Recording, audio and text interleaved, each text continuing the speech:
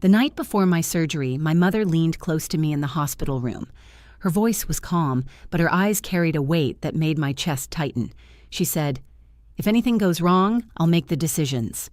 I wanted to protest, but I was exhausted and scared. I nodded and signed the consent form, convincing myself everything would be fine. When I opened my eyes after the surgery, I knew something was wrong. It wasn't just pain. It felt like part of me had been taken, as if something I never agreed to was missing. The doctor's words confirmed it. He said, "Your family approved it." I turned to my mother, but she wouldn't look at me. My uncle sat frozen in his chair, and my 9-year-old son stood by the bed with wide, uncertain eyes. Then he whispered, "Should I tell her what Grandma said about getting rid of it?" That was the moment my entire world shifted. The night before the surgery, I could not stop staring at the ceiling of my hospital room. The air smelled faintly of disinfectant, and the rhythmic beeping of machines down the hall made the silence feel heavier. My palms were damp, and my chest rose and fell with shallow breaths. I tried to tell myself it was a routine procedure, something people went through every day, but fear was sitting on my chest like a weight I could not push off. My mother, Maribel, sat beside me in the chair with her hands folded in her lap. She looked strong, like always, but there was a tightness in her jaw I had not seen before. She had raised me on her own after my father passed, and her voice was one I had learned to trust in moments of doubt. That night, though, her words carried a finality that unsettled me. "You'll get through this," she said firmly, "but if something doesn't go the way it should, I'll make the decisions. You need to focus on resting." Her brother, Uncle Peter, had been the one to drive us to the hospital. He stayed mostly quiet, leaning against the wall with his arms crossed. He'd always been practical, the kind of man who said little but paid attention to everything. His silence made me uneasy because I could not tell whether he agreed with my mother or if he was simply keeping his opinions to himself. Then there was my son, Jonas. At 9 years old, he was still small enough to curl into the corner of the chair, but old enough to sense when something was wrong. He kept swinging his legs nervously, his sneakers tapping against the chair legs.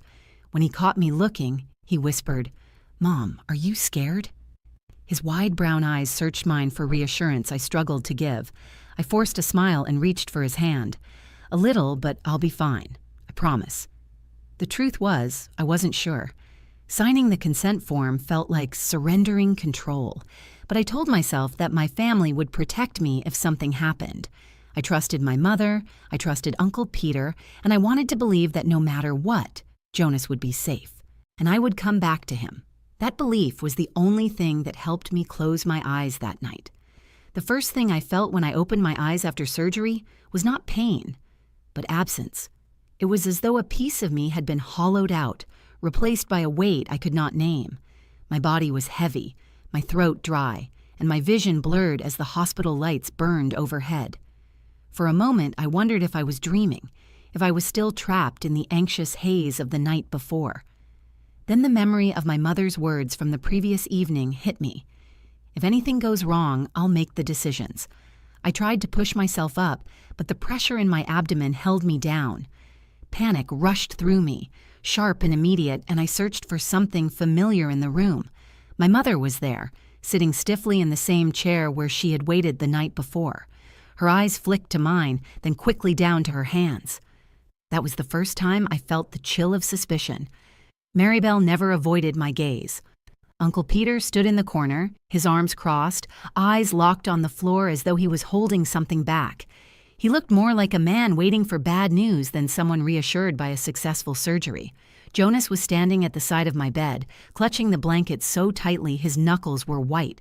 He had not even noticed I was awake until I whispered his name. "Jonas." My voice was hoarse. His head snapped up, his eyes wide. Relief flashed across his face, but it was mixed with something else, something that unsettled me. He looked as if he had been holding a secret he was not ready to share. Before I could ask him, the doctor entered the room. He wore a practiced expression of calm professionalism, but his words sliced through me. "The surgery went as planned," he said evenly. "We also performed an additional procedure. Your family approved it. It was necessary." At first, I thought I had misheard him, My heart lurched and I turned toward my mother. She still would not meet my eyes. "What do you mean?" I asked, my voice trembling. The doctor paused. "Given your condition, it was decided that an additional step was in your best interest. Your family gave consent on your behalf." I could not breathe. My best interest?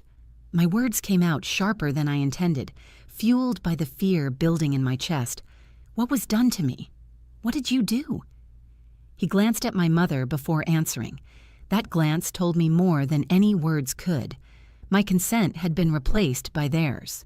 "Don't get upset," my mother said quickly, her voice tight. "It was the right thing. You'll thank us later." My stomach twisted. The right thing?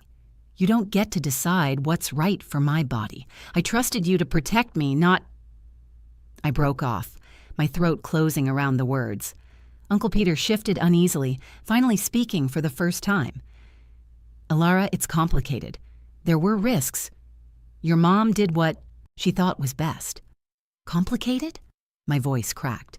"I was supposed to make those decisions. Not you, not her. Me." My mother finally looked at me, her eyes hard. "You're a mother. You can't afford to be reckless. Someone had to think about your future, about Jonas. That's why I stepped in." The room tilted. My pulse hammered in my ears. I turned to Jonas, desperate for something pure in the middle of this storm. He stood frozen, his little chest rising and falling with quick, shallow breaths. His lips parted like he wanted to speak, but he looked at my mother and fell silent. I reached for his hand. "Jonas, what is it? What do you know?" He shook his head, biting his lip. His eyes darted to Maribel, then back to me. The silence stretched, thick and unbearable. "Jonas," I whispered again, softer this time. "You can tell me." He hesitated, then leaned closer. His voice was small, trembling with the weight of something too big for a child to carry. "Should I tell her what Grandma said about getting rid of it?" The word slammed into me like a physical blow. My body tensed against the mattress. I stared at him, trying to process what he had just said. My mother's face went pale, her lips pressing into a thin line. Uncle Peter closed his eyes as if bracing for the fallout. "Getting rid of what?" My voice was sharp, demanding, even as my hands shook. Jonas looked torn, caught between loyalty to me and fear of his grandmother's reaction. His eyes filled with tears. "Grandma said, if they had the chance, they should make sure you didn't have to worry about another baby. She said it was better that way." The room fell silent, the words hanging in the air like a sentence. My breath caught in my throat, and I turned slowly toward my mother. She did not deny it. She did not even try.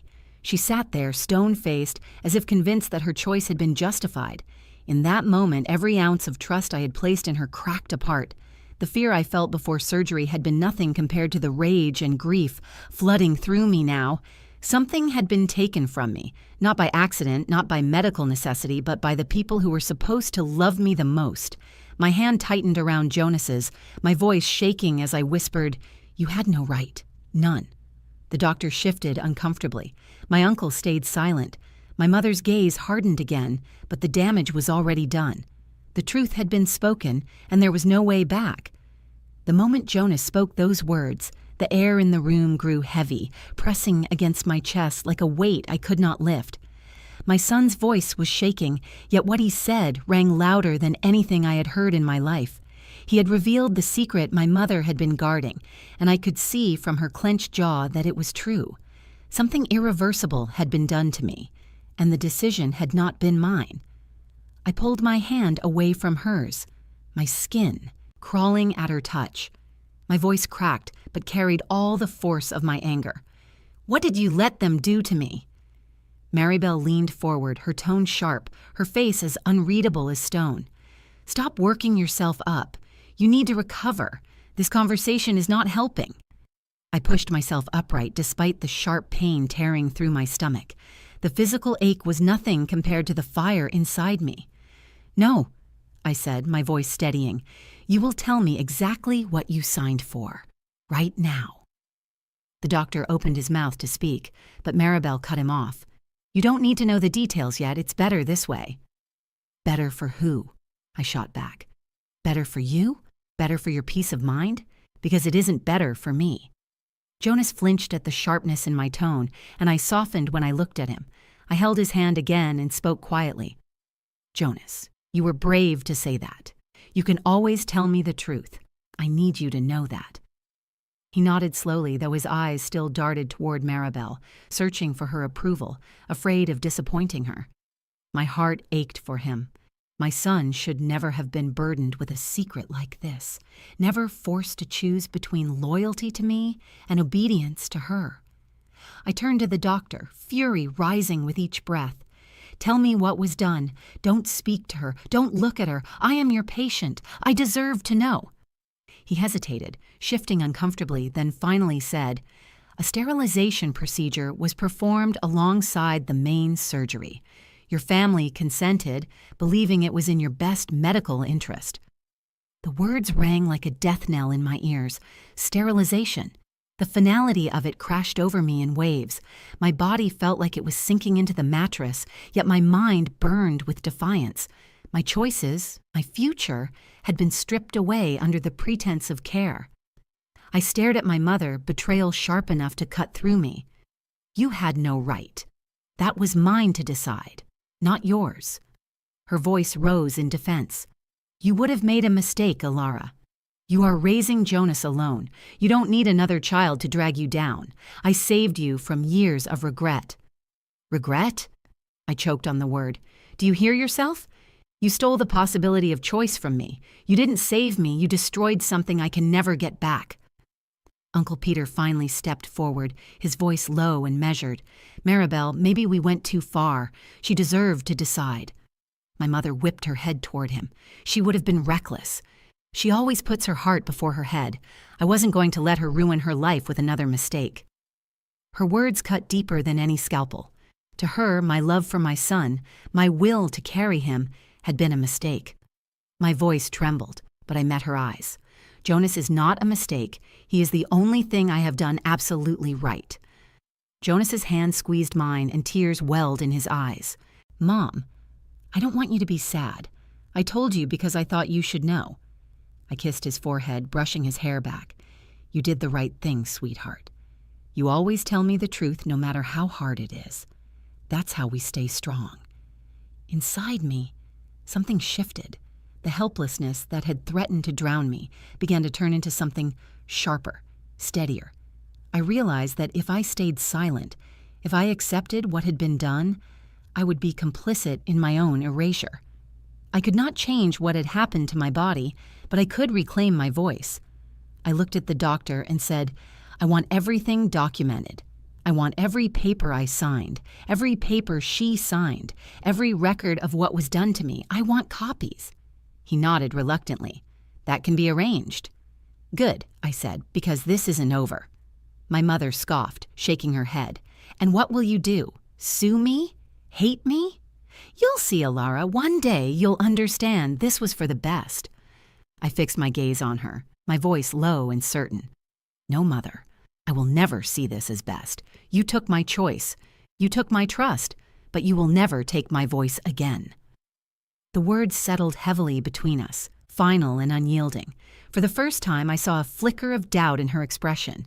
Perhaps she had expected me to break under her authority, as I had so many times before, but this time was different. Jonas climbed onto the edge of the bed, leaning against me carefully. His small body pressed against mine was a reminder of what I still had, of what I was fighting for. I wrapped my arm around him, feeling strength return to me in a way I had not expected. That was the moment I decided.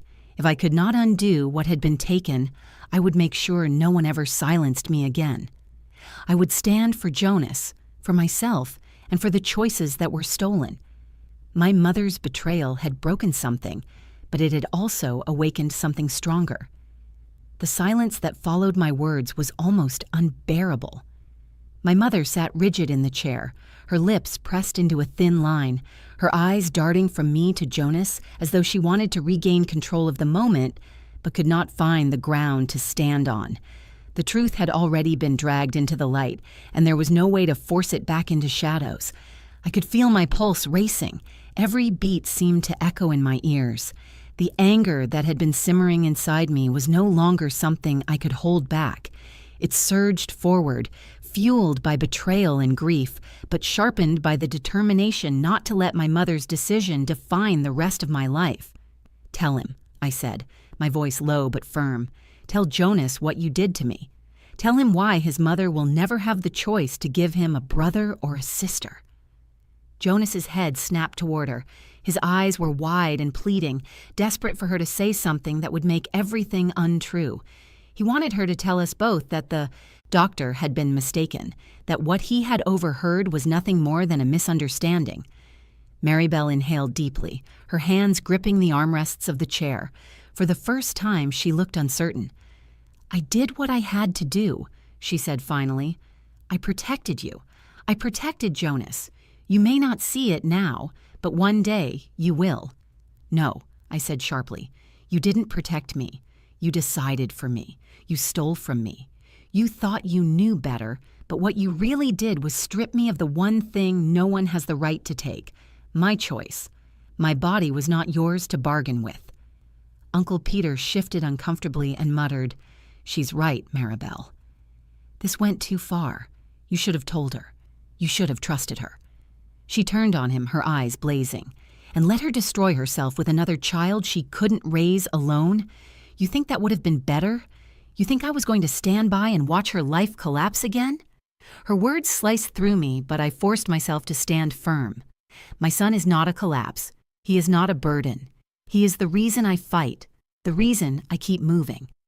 You call his existence a mistake, but he is my greatest blessing. You could not take him from me, so you tried to take every future child I might have had. That is not protection. That is control. That is betrayal." Jonas's face crumpled. "Grandma, is that true? You didn't want me?" Her expression faltered. She reached out to him, but he pulled away, pressing himself into my side. My heart broke for him, but I held him close, my hand resting gently on his back. "You are wanted," I whispered into his hair. "You are loved. You always will be." The room went silent again, broken only by the sound of my son's quiet sniffles. The doctor stood awkwardly near the door, clearly wishing he could escape the storm he had helped unleash. I turned to him, my voice steady. "I want everything in writing. I want every detail of what was done. I will not let this vanish into silence." He nodded, his expression unreadable, and promised to provide the documents. Maribel stood suddenly, her chair scraping against the floor. "You can hate me now if you want, but I saved you. I won't apologize for making the hard choice when you were too afraid to face it." I felt a cold fury spread through me, not wild and consuming, but sharp and clear. "You didn't save me. You broke me. And if you think I will ever forgive you for deciding my future without me, you are wrong. From this day forward, I make my own choices. You will not speak for me. You will not sign for me. You will not silence me again." She froze, her mouth opening as if to argue, but no words came. For the first time, she looked smaller, diminished by the weight of what she had done. The power she had held over me all my life had cracked. Jonas looked up at me with tear-streaked cheeks. "Mom, we don't need her, do we?" I kissed the top of his head and whispered, "No, baby. We have each other. That's enough." Uncle Peter exhaled slowly and stepped closer. His eyes softened, and though he said little, I could tell he was silently siding with me. It was a small comfort, but a comfort nonetheless. My mother turned and walked toward the door. Her shoulders were rigid, her movements brisk, but she did not look back. For once, she did not have the final word. As the door closed behind her, I felt both broken and free. My body had been altered against my will, and nothing could undo that. But the grip my mother had over my life had been shattered in the same moment. She had stolen something irreplaceable, yet in doing so, she had also given me the clarity to stand on my own. I held Jonas close, my hand pressed to his small back, and I knew that whatever came next, I would fight with everything in me to protect him and to protect myself. The betrayal had cut deep, but it had also drawn a line that would never be crossed again. That was the climax of my story. The moment I realized the person I trusted most had betrayed me, and the moment I vowed never to let anyone else take my voice away. When the door shut behind my mother, the room felt different. The silence she left behind was heavy, but for the first time it belonged to me. I leaned back against the bed, exhaustion flooding every part of me. But beneath the exhaustion was something stronger, a certainty I had not felt before. My body might have been altered without my consent, but my will was intact, and that was something she could never take. Jonas stayed curled against me, his head resting on my shoulder. His small frame was trembling, and I smoothed my hand over his back. "You're safe," I whispered to him. "No one can change that. As long as I'm here, no one will ever take from us again." He looked up at me, his eyes wet and searching. "Do you promise?" I met his gaze. "I promise. And I don't break promises." Those words became more than reassurance for him. They became a vow to myself. I had spent my life believing my mother knew best, letting her voice overpower my own. But that night, lying in a hospital bed stitched together after a betrayal I would carry forever, I understood the cost of silence. I would not pay it again. The days that followed were not easy. The doctor provided the paperwork I demanded, each page a painful reminder of what had been taken from me. Reading the cold clinical description of my sterilization procedure made me nauseous, but I forced myself to go through every line. I needed to see it with my own eyes, to face the truth no matter how brutal. Uncle Peter visited often, always bringing small comforts for Jonas, like coloring books or bags of snacks. He never said much about what happened, but his presence was steady. One evening, as he was leaving, he paused by my bed and said quietly, "I'm sorry, Alara." I should have stopped her. I nodded, unable to speak at first. "You didn't do it, Peter. But you saw it coming. You knew." He sighed heavily. "I thought she was just being dramatic. I didn't think she'd actually go through with it. That's on me." I appreciated his honesty. It didn't erase the betrayal, but it reminded me that not everyone in my family had been complicit. That mattered, even if it was small.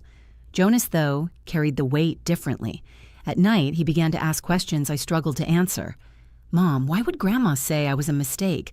Why didn't she want you to have another baby?" His little voice broke my heart because no child should ever have to wonder if they were truly wanted.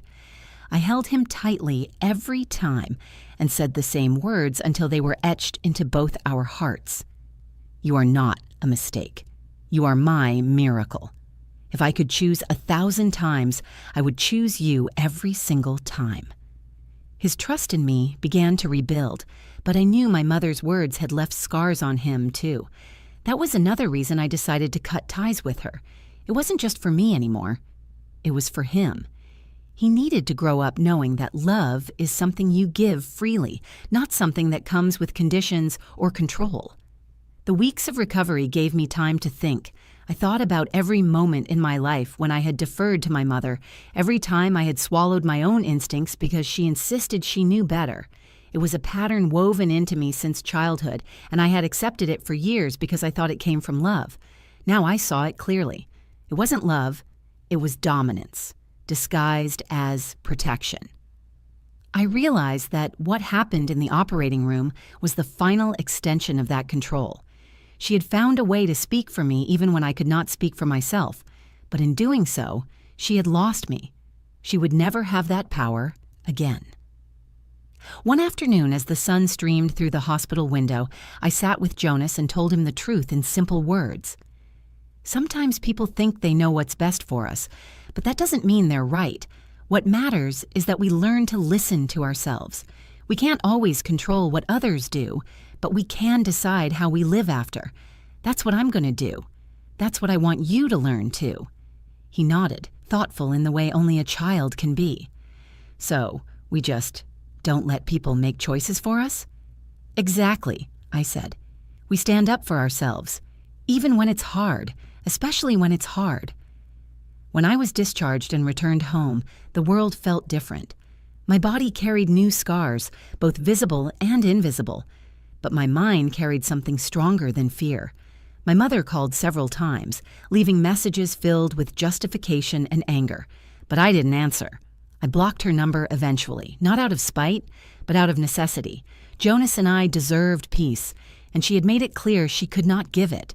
In the quiet of our home, with just the two of us, I found something I thought I had lost.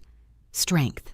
Not the strength that comes from pretending everything is fine, but the kind that comes from facing the truth and choosing to move forward anyway.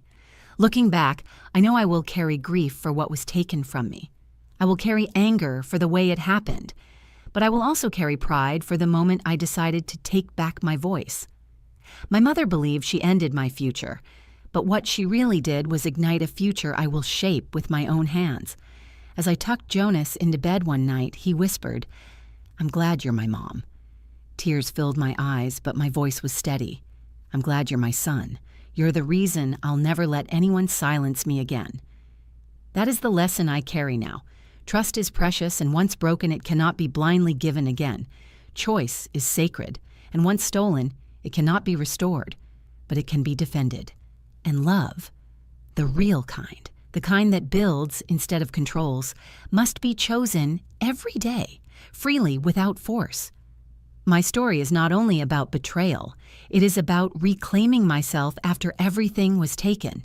It is about choosing to stand, even when standing hurts. It is about looking into the eyes of my son and promising that no matter what scars we carry, our lives will always be our own. That was the night my world changed forever. I walked into surgery believing my family would protect me, but I woke up to a truth that shattered everything I thought I knew about trust. In the end, I learned that no one should ever hold the power to decide who we are or what our future should look like. That power belongs to us, and only us. If this story moved you, if it made you feel something, I'd love to hear your thoughts. What would you have done if you were in my place? Share your perspective in the comments below. I read every single one. And if you found this story powerful, don't forget to hit the like button, share it with someone who needs to hear it, and subscribe to the channel for more stories like this. Your support helps keep these stories alive, and it means more than you know. Thank you for watching, and until next time, take care of yourself and hold on tightly to your voice.